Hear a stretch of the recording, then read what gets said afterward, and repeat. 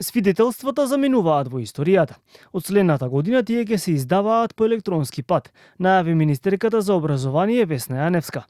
Тврди дека Министерството и годинава било подготвено да го започне тој процес, меѓутоа се уште делови од земјава не се добро опремени со дигитална технологија. Според неа, преку оваа промена, средните училишта и факултетите во иднина ќе можат да ги повлечат свидетелствата за нивните идни ученици и да имаат увид во нивниот успех. Де факто, децата и родителите немаат потреба да го имаат свидетелството во раце, освен што може би тоа е начин некако социјално да се дружат, да се пофалат, да се израдуваат, па некои да се разочараат за да вложат повеќе труд. Затоа се уште велиме дајте ги и во хартиена форма, додека населението не се подготви.